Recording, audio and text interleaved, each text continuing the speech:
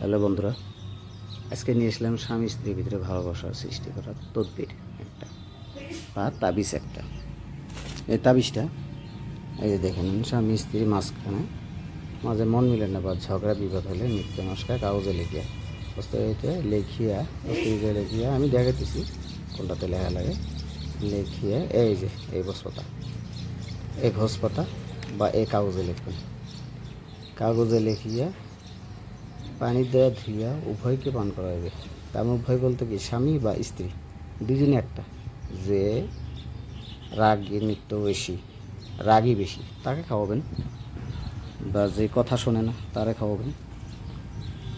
লিখবেন, এই দেখাই দিতেছি, এই যে গোলাপ জল 100 জাফরান এই ডালিমের ডাল দিয়ে লিখবেন।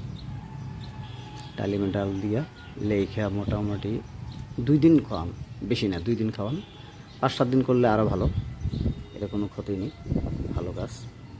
বিশেষের সহিত করে ওজো করে নেবেন।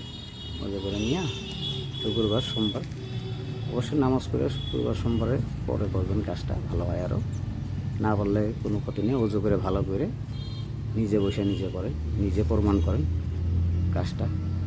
আল্লাহ রহমত করবো, আল্লাহ রহমত করবো, আর কোনো অসুবিধা নেই, ভালোবাসার সৃষ্টি হবেই। তবে অবশ্যই স্বামী স্ত্রীর মধ্যেই করবেন কাজটা, অন্য কোনো খারাপ উদ্দেশ্যে কাজটা করবেন না। কিন্তু এই কিতাবে দেখেন লেখা থাকে একটা, ওস্তাদের নিয়ম আলাদা থাকে, যতই হোক। তো অনুমতি ইনশাল্লাহ দিয়ে দিলাম। অবশ্যই ভালো ভালো ভিডিওর জন্য আপনারা সাবস্ক্রাইব করে রাখবেন। আমি আরও ভালো ভালো ভিডিও দেবো ইনশাল্লাহ, যাতে আপনাদের জন্য উপকার হয়।